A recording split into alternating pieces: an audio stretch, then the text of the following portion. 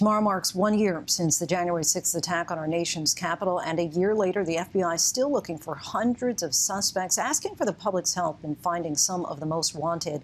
That includes the person responsible for planting potentially lethal explosive devices in D.C. that day. Here's ABC's Chief Justice Correspondent Pierre on the unprecedented investigation. Before the barricades were overrun, before the windows were smashed, before the police officers were beaten, before the sun even rose on January 6th, the FBI believes this hooded suspect, lurking in the dark on the evening of January 5th, just blocks away from the Capitol, was sowing the seeds of violence that was to come. That night, shortly after 7:30, this shadowy figure, wearing glasses, a hoodie, gloves, and a mask, was seen walking in the neighborhood of the Democratic Party headquarters, backpack in hand. Then minutes later, depositing an explosive device, this pipe bomb, rigged with a timer, under a bush. The FBI believes the device is potentially lethal. Moments later, the same suspects arrives at the Republican Party headquarters just blocks away, placing a second pipe bomb here in the alley behind the Capitol Hill Club, a Republican hangout adjacent to the RNC. The bombs sit unnoticed through the night and through the following morning's incendiary speeches near the White House. Let's have trial by combat. We're going to walk down to the Capitol because you'll never take back our country with weakness. You have to show strength and you have to be strong. By 12:30, a swarm of thousands of Trump supporters is moving toward the Capitol. At 12:49, the bomb planted near the RNC is discovered. Capitol Police respond. Minutes later, the perimeter at the Capitol, secured with flimsy barriers and a thin line of Capitol Police officers, is overwhelmed, violently overtaken. Soon, the device planted at the DNC is discovered. These events unfolding simultaneously in and around the Capitol would touch off perhaps the most massive investigation in FBI history.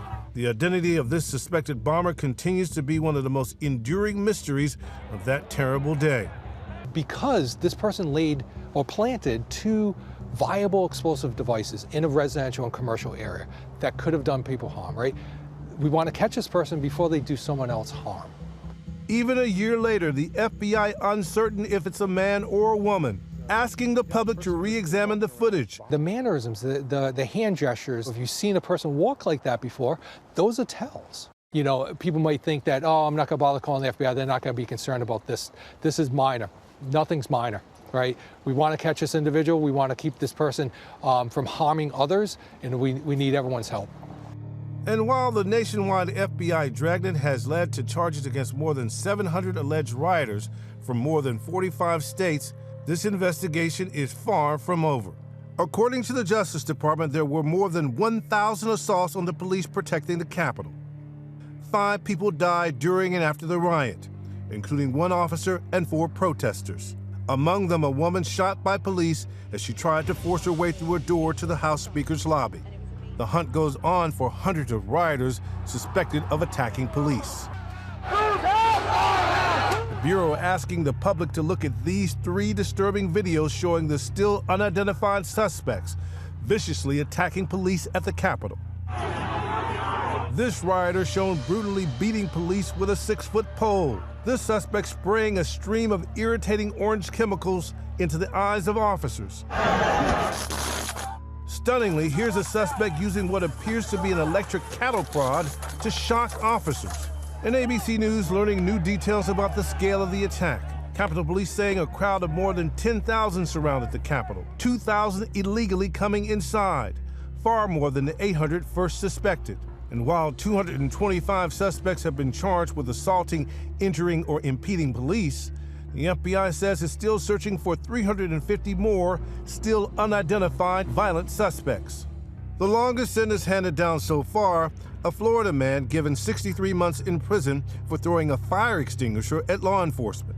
Robert Scott Palmer telling a federal judge last month, quote, "I'm really ashamed of what I did.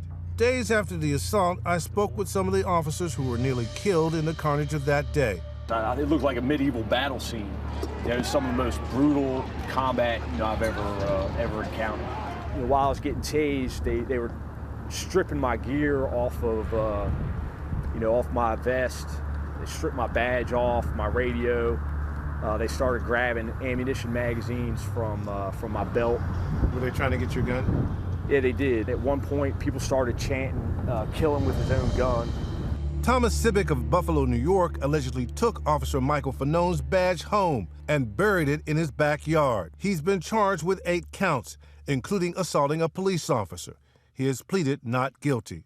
And the man who tased Fanone, the FBI caught him too. What do you want me to tell you, that I tased him? Yes. I'm sorry, I don't know. He's a human being with children. And he's not a bad guy, he sounds like. He's just doing his job. A stunning level of racism was also on display throughout the Capitol. Prosecutors say Kevin SEEFRIED brought this Confederate flag from his Delaware home and marched it through the Capitol Rotunda. He and his son Hunter, who prosecutors say punched out a glass window, have both been charged and arrested. Both have pleaded not guilty. Authorities say Robert Keith Packer of Newport News, Virginia, wore his Camp Auschwitz t-shirt when he was storming the Capitol. He's been arrested and charged with violent entry and entering a restricted building. Packer has pleaded not guilty. More than 80 defendants who allegedly participated in the riots had military experience, people who previously took an oath to protect and defend the Constitution. And at least 11 current or former law enforcement officers are also facing charges. As Capitol Police Officer Harry Dunn was trying to fight off the crowds, he says he encountered one of them. As one of the guys kept walking by, the other one pulled out his badge and said, "Trust me, I understand. We're doing this for you, buddy." And he's got a badge. He shows me his badge. Defendant after defendant told investigators they were there because of Trump. Trump called us, did you see? While the investigation has not implicated Trump in any criminal activity, it is clear that not only individuals thought they were acting on behalf of the president, a number of people from groups steeped in conspiracy theories claiming that the election was stolen planned on interfering with the certification of Joe Biden as president. That, according to Justice Department charges filed in the case. More than 40 suspects have been indicted on conspiracy charges, many involved in violent groups like the Proud Boys and militia organizations like the Oath Keepers and 3 Percenters. Attorneys for leaders of both the Oath Keepers and Proud Boys have repeatedly denied they ever directed their followers to storm the building or conspired for violence in advance of the riot. But the officers who fought that day say they have no doubt they were literally fighting an insurrection that threatened our democracy. I was proud of, all the officers that stood that day and were able to defend the Capitol. And our duly elected representatives, they really saved democracy that day. And I don't think it's hyperbolic to say that. Many would agree that they did save democracy that day. Pierre Thomas joins us now. Pierre, Attorney General Merrick Garland spoke today on the state of the investigation. Let's take a listen to some of his remarks. The Justice Department remains committed to holding all January 6 perpetrators at any level accountable under law, whether they were present that day or were otherwise criminally responsible for the assault on our democracy. We will follow the facts wherever they lead. What struck you most from his comments today? Lindsay, I think it's clear that this investigation is far from over. The point the Attorney General was making is that they're not going just after the people who attacked police officers, who breached the Capitol. They will go after whomever they believe played some kind of role. Now, we know that there was some level of planning. There have been some that have been charged with conspiracy charges, but the key question is, were there any people in politics, in government offices participating? That's what the Attorney General wants to know, and that is what the FBI is pursuing. 1 year later, the investigation continues. Pierre Thomas, our thanks to you. Hi, everyone. George Stephanopoulos here. Thanks for checking out the ABC News YouTube channel. If you'd like to get more videos, show highlights, and watch live event coverage, click on the right over here to subscribe to our channel. And don't forget to download the ABC News app for breaking news alerts. Thanks for watching.